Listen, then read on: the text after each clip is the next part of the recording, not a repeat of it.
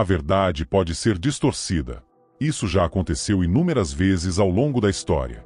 Doutrinas e ensinamentos que pareciam corretos, mas que, no fundo, desviaram milhares, ou até milhões, de pessoas do verdadeiro caminho da fé.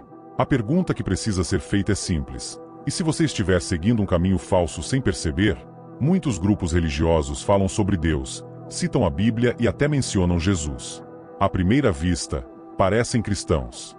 Mas um olhar mais atento revela algo alarmante. Suas doutrinas contradizem o Evangelho e levam as pessoas a uma compreensão distorcida da fé. Jesus advertiu sobre esse perigo.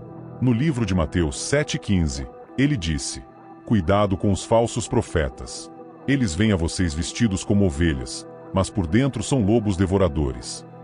Esses lobos não vêm disfarçados de ateísmo ou descrença absoluta. Pelo contrário, eles se apresentam como portadores da verdade, propagando mensagens que parecem cristãs, mas que, no fundo, afastam as pessoas do verdadeiro Deus. A Bíblia nos ensina que há apenas um único caminho para a salvação: Jesus Cristo. Ele próprio declarou: "Eu sou o caminho, a verdade e a vida. Ninguém vem ao Pai, a não ser por mim." João 14,6. No entanto, diversas religiões afirmam ter uma nova revelação, um entendimento mais profundo ou uma interpretação moderna da Bíblia. Mas se Cristo já revelou tudo o que precisamos para a salvação, por que precisaríamos de algo além disso? A resposta é simples: não precisamos. A verdade foi revelada. Qualquer tentativa de acrescentar algo novo ao Evangelho não vem de Deus. Em Gálatas 1,8, Paulo nos adverte severamente: "Mas, ainda que nós ou um anjo do céu vos anuncie outro Evangelho além do que já vos temos anunciado, seja anátema." Mesmo assim, inúmeras pessoas caem em ensinamentos distorcidos, seja por falta de conhecimento, seja porque essas doutrinas oferecem algo que parece mais confortável ou mais fácil do que o verdadeiro compromisso com Cristo. Algumas religiões ensinam que Deus já foi um homem comum antes de se tornar divino. Outras afirmam que Jesus não é Deus, mas apenas uma criatura poderosa. Há ainda aquelas que negam a existência do pecado e do inferno, dizendo que tudo é apenas uma questão de pensamento positivo. Em cada um desses casos, a essência do Evangelho é alterada e substituída por algo que contradiz as Escrituras. Os efeitos disso são devastadores. Quando uma doutrina se afasta da verdade bíblica, ela conduz as pessoas ao erro e as afasta da verdadeira salvação. Não importa o quanto uma crença pareça próxima da fé cristã, se ela contradiz a palavra de Deus, ela não é a verdade. Hoje, vamos expor algumas dessas religiões que parecem cristãs, mas não são. Nosso objetivo não é atacar indivíduos, mas sim esclarecer quais são as principais diferenças entre essas crenças e o verdadeiro Evangelho. Porque, no final, o que está em jogo não é apenas uma questão teológica, é a eternidade de milhares de almas. É fundamental analisar o que essas religiões ensinam e como seus ensinamentos se afastam da Bíblia. Afinal, se a palavra de Deus já nos alertou sobre falsos mestres e evangelhos adulterados, então cabe a cada um de nós exercer discernimento para identificar a verdade e permanecer firmes nela. Vamos começar analisando uma das religiões que mais se aproximam do cristianismo em aparência, mas que, em seu núcleo, ensina algo muito diferente: o mormonismo. A fé cristã sempre ensinou que Deus é eterno, imutável e perfeito. Ele não evolui nem passa por transformações, pois é o mesmo desde sempre. No entanto, o mormonismo, também conhecido como Igreja de Jesus Cristo dos Santos dos Últimos Dias, ensina algo muito diferente. Fundado por Joseph Smith em 1830, nos Estados Unidos, o mormonismo afirma ser o verdadeiro cristianismo restaurado. Seus seguidores utilizam a Bíblia, mas também acreditam em outros livros considerados sagrados, como o Livro de Mórmon, o Doutrina e Convênios e a Pérola de Grande Valor. Esses textos, segundo os Mormons, contêm revelações adicionais que Deus teria dado a Smith. Mas será que essas revelações realmente vêm de Deus? Um dos principais ensinamentos do mormonismo é que Deus já foi um homem antes de se tornar divino. Segundo essa doutrina, Deus teria vivido em outro planeta e, por meio da obediência e do progresso espiritual, alcançou o status divino que possui hoje. Essa crença contradiz totalmente o ensino bíblico. A Bíblia deixa claro em Malaquias 3,6: "Porque eu, o Senhor, não mudo." Se Deus não muda, então ele nunca foi um homem mortal antes de se tornar divino. O ensino de que Deus passou por um processo de evolução o reduz a algo criado, enquanto a Bíblia ensina que ele sempre existiu como Deus. Outro ponto problemático é a visão dos Mormons sobre Jesus Cristo. Para eles, Jesus e Lúcifer são irmãos espirituais, ambos filhos do Pai Celestial.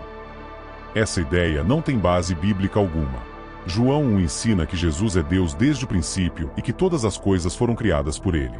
No princípio era o Verbo, e o Verbo estava com Deus, e o Verbo era Deus. Ele estava no princípio com Deus. Todas as coisas foram feitas por ele, e sem ele nada do que foi feito se fez. Lúcifer, por outro lado, não é filho de Deus no mesmo sentido que Jesus. A Bíblia ensina que ele foi criado como um anjo, mas rebelou-se contra Deus e caiu. Isaías 14:12 descreve sua queda, mostrando que ele jamais esteve no mesmo nível que Cristo. Misturar os dois como irmãos espirituais é distorcer completamente a identidade de Jesus. Além disso, os Mormons acreditam que os seres humanos podem se tornar deuses no futuro. Eles ensinam que, assim como Deus supostamente foi um homem antes de alcançar a divindade, nós também podemos evoluir espiritualmente até governarmos nossos próprios mundos. Essa crença ecoa a mesma mentira dita pela serpente a Eva no Jardim do Éden. Sereis como Deus, conhecendo o bem e o mal. Gênesis 3:5. Mas a Bíblia é clara em afirmar que existe apenas um Deus e que nenhum ser humano pode alcançar esse status. Outro ensino preocupante é sobre a salvação. No mormonismo, não basta ter fé em Jesus Cristo. É preciso também cumprir diversas ordenanças, como o batismo pelos mortos, a participação nos rituais do templo e a obediência total às doutrinas da igreja. Porém, a Bíblia ensina que a salvação não vem das obras, mas da graça de Deus. Porque pela graça sois salvos, por meio da fé, e isso não vem de vós, é dom de Deus. Não vem das obras, para que ninguém se glorie. Efésios 2:8. Se a salvação depende de rituais e esforços humanos, então o sacrifício de Jesus na cruz não foi suficiente.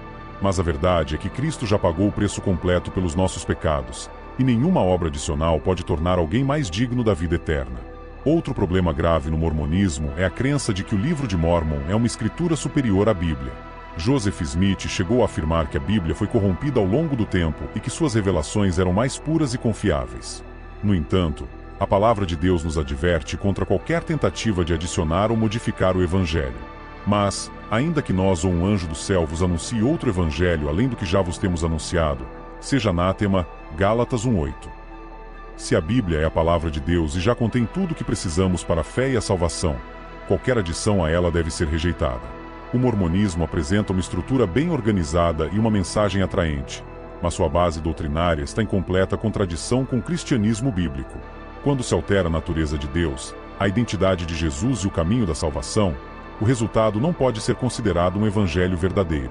A confusão gerada por essas doutrinas mostra por que precisamos estar atentos e enraizados na verdade.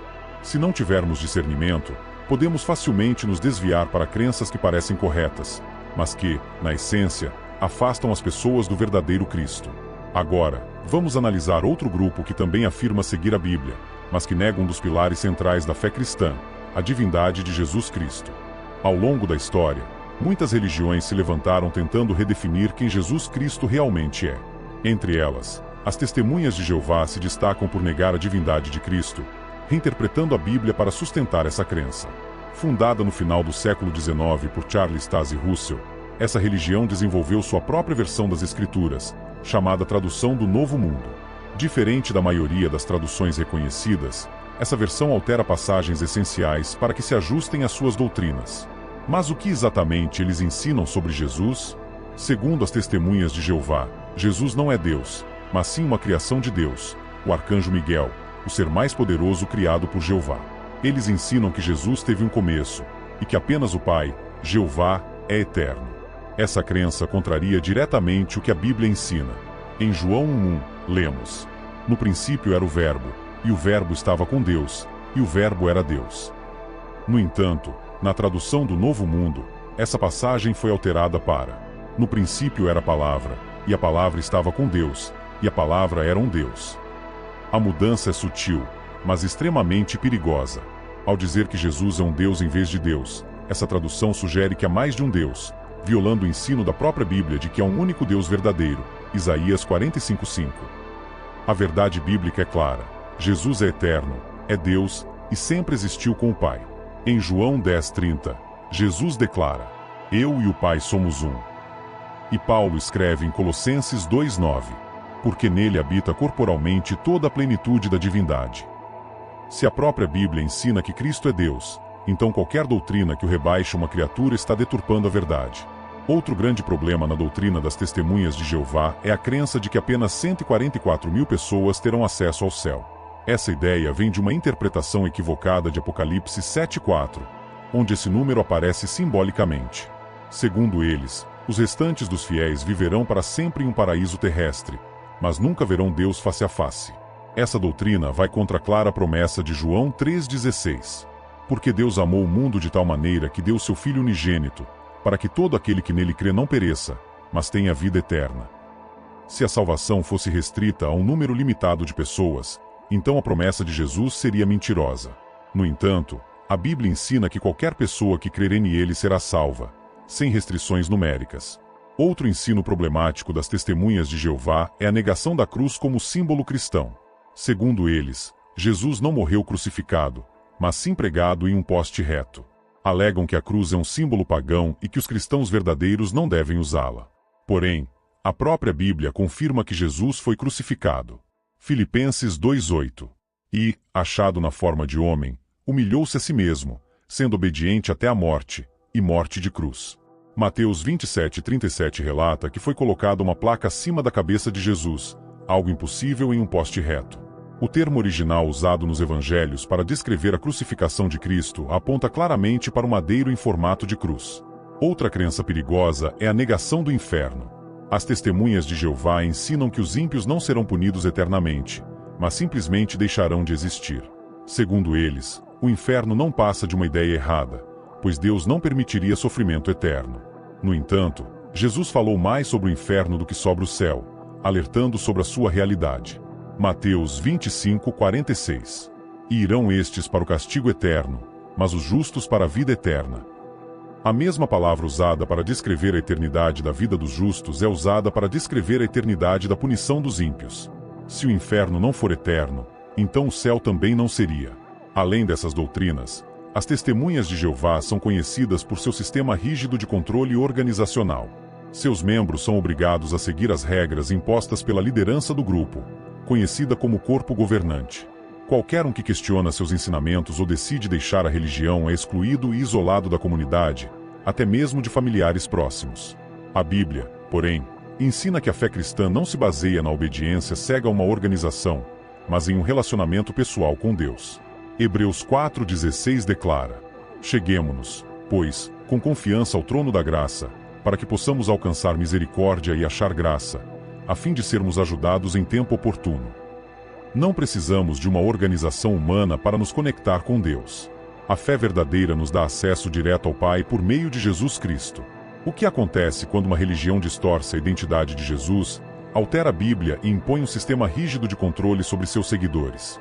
O resultado é um ensino que se afasta cada vez mais da verdade e prende pessoas a uma estrutura manipulativa. Quando alguém nega a divindade de Cristo, nega a graça como o único caminho para a salvação e substitui a fé por um sistema humano, essa pessoa não está seguindo o verdadeiro evangelho. Agora, vamos analisar outro grupo que também afirma seguir a Bíblia, mas que apresenta um perigo ainda maior: a ideia de que Jesus falhou em sua missão e que um novo Messias foi enviado para completar o que ele não conseguiu. Ao longo da história, muitos homens se levantaram afirmando serem enviados por Deus. Alguns alegaram ser profetas, outros se proclamaram guias espirituais, mas poucos ousaram reivindicar o título de novo Messias. Foi exatamente isso que Sun Myung Moon, fundador da Igreja da Unificação, fez. Fundada em 1954 na Coreia do Sul, a Igreja da Unificação ganhou notoriedade mundial ao pregar que Jesus falhou em sua missão e que não teria sido escolhido por Deus para completar o que Cristo não conseguiu. Essa afirmação por si só já levanta um alerta. Se Cristo falhou, o que dizer de João 19:30, onde ele declarou está consumado? Mas a doutrina da Igreja da Unificação vai muito além disso. Segundo Moon, Jesus veio ao mundo para se casar, gerar descendência e criar uma humanidade perfeita. No entanto, sua morte na cruz teria impedido esse plano, obrigando Deus a enviar um novo Messias para completar essa missão. Esse Messias, segundo a crença, era o próprio Sun Myung Moon. A Bíblia, no entanto, nunca ensina que o propósito de Jesus era se casar e formar uma linhagem. Seu objetivo sempre foi redimir a humanidade através do sacrifício perfeito na cruz. Em Mateus 20:28, Jesus deixa isso claro. O Filho do Homem não veio para ser servido, mas para servir e dar a sua vida em resgate por muitos. Ao ensinar que Cristo falhou e que outro Messias foi necessário, a Igreja da Unificação nega a suficiência do sacrifício de Jesus e abre espaço para manipulação religiosa. Afinal, se as pessoas acreditam que precisam seguir um novo líder para serem salvas, elas se tornam completamente dependentes dele. Mun e sua esposa, Ak-Jaan, passaram a ser conhecidos como os verdadeiros pais da humanidade, e seus seguidores acreditam que casamentos realizados sob a bênção de Mun têm o poder de purificar linhagens inteiras do pecado original. Dessa forma, casais de diferentes países, que muitas vezes sequer se conheciam, eram arranjados em casamentos em massa promovidos pela Igreja da Unificação. Esse conceito é totalmente contrário ao ensinamento bíblico sobre a salvação. O pecado não é removido por um casamento, mas sim pelo sangue de Cristo. 1 João 1,7. O sangue de Jesus, seu Filho, nos purifica de todo o pecado. Outro ponto preocupante é o nível de controle exercido pela organização. Os seguidores da Igreja da Unificação são instruídos a dedicar suas vidas e recursos financeiros à causa de Mun, participando de atividades de arrecadação de dinheiro e eventos massivos. Muitos abandonam suas famílias e carreiras para servir a Igreja, acreditando que essa é a única forma de alcançar a purificação e o favor divino. No entanto, a Bíblia nos ensina que o verdadeiro Evangelho nos liberta, e não nos aprisiona. João 8:32. E conhecereis a verdade, e a verdade vos libertará. A Igreja da Unificação também promove a ideia de que todas as religiões devem ser unificadas sob um único princípio divino, colocando Mun como líder central dessa unificação. Isso entra em choque direto com as palavras de Jesus. João 14:6. Eu sou o caminho, a verdade e a vida. Ninguém vem ao Pai, senão por mim. O cristianismo não é apenas mais um caminho entre muitos. Ele é o único caminho para Deus, e não há outro nome pelo qual possamos ser salvos além de Jesus Cristo. Atos 4:12. Além disso, a Igreja da Unificação se envolveu em diversos escândalos financeiros e políticos, mostrando que suas bases não estão firmadas na verdade, mas em interesses humanos. Como Jesus advertiu, podemos conhecer uma árvore pelos seus frutos. Mateus 7:16.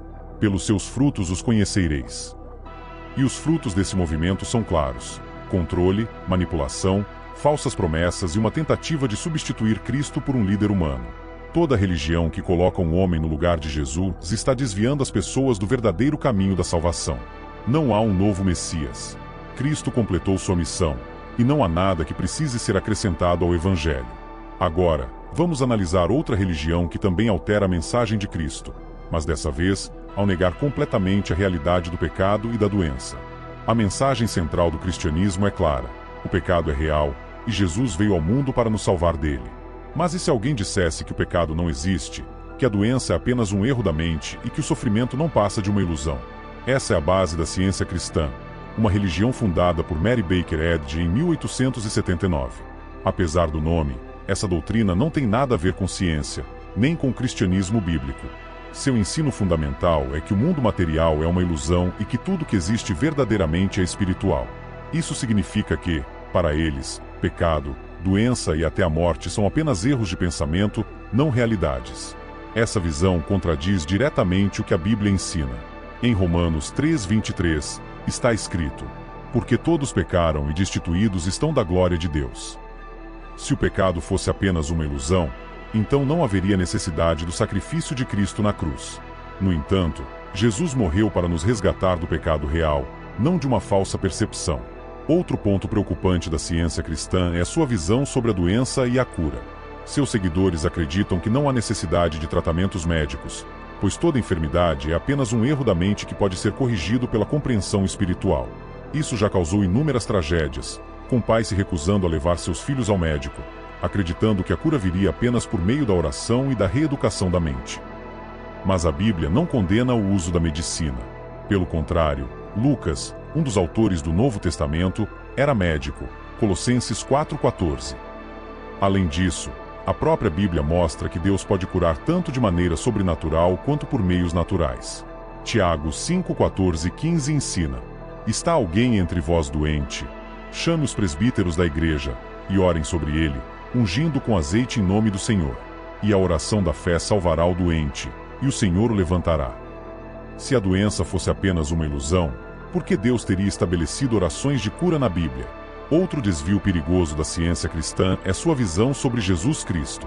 Para eles, Jesus não era Deus encarnado, mas apenas um mestre iluminado que ensinou o verdadeiro significado da existência espiritual. Eles rejeitam a divindade de Cristo, apesar do que está claramente escrito em Colossenses 2:9, porque nele habita corporalmente toda a plenitude da divindade.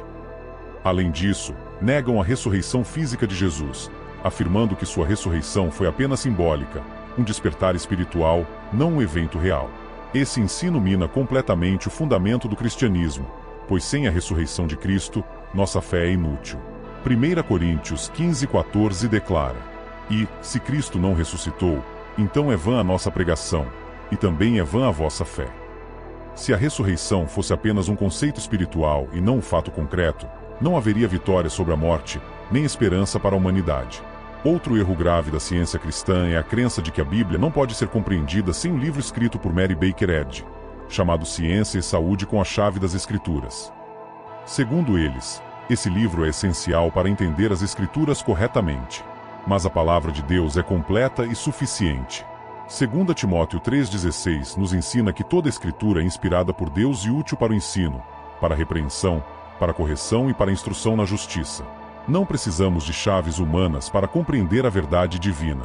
A ciência cristã pode parecer atraente para aqueles que desejam uma fé sem culpa, sem pecado e sem sofrimento. Mas a verdade é que o pecado existe, a doença é real e Cristo veio justamente para nos libertar disso. Quando uma religião ensina que não precisamos de um Salvador, que podemos superar o pecado apenas mudando nossa percepção e que a doença não deve ser tratada, ela está conduzindo as pessoas a um caminho de engano e destruição.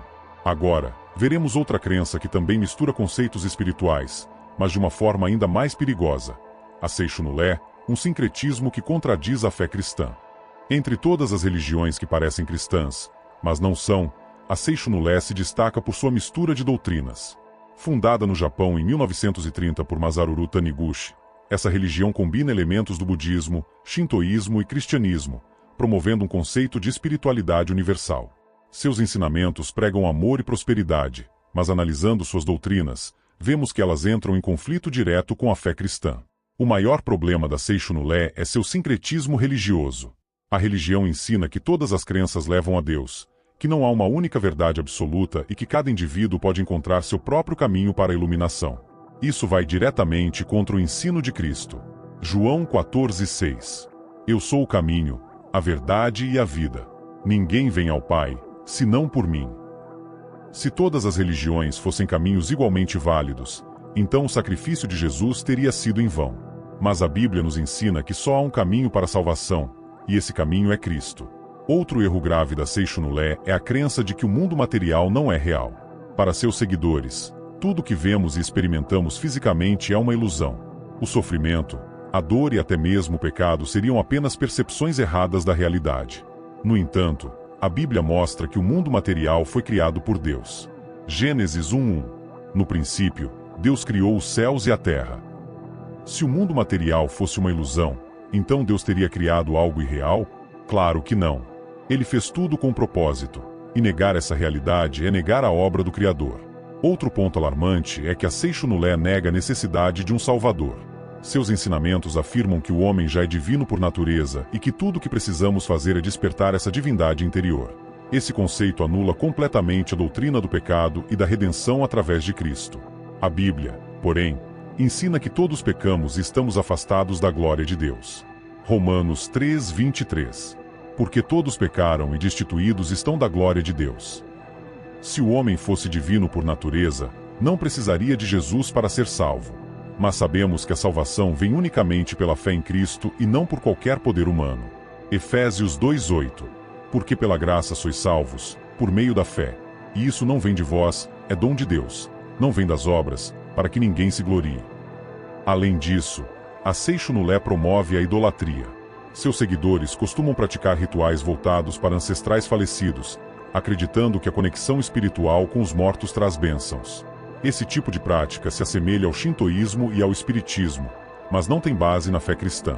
Pelo contrário, a Bíblia condena qualquer tentativa de comunicação com os mortos. Deuteronômio 1:10. Entre vocês não se ache quem consulte adivinhadores, nem prognosticadores, nem quem consulte os mortos. Pois todo aquele que faz estas coisas é abominação ao Senhor. A Seixonulé ensina que a mente tem o poder de transformar a realidade e que pensamentos positivos podem alterar o destino. Embora a Bíblia nos encoraje a termos fé e esperança, ela também ensina que tudo vem de Deus e não da nossa própria força. Salmos 121:2. O meu socorro vem do Senhor, que fez os céus e a terra. Quando uma doutrina coloca o homem no centro e minimiza a necessidade de Deus, ela afasta as pessoas da verdade. No final, a Seixonulé não é apenas uma filosofia de pensamento positivo.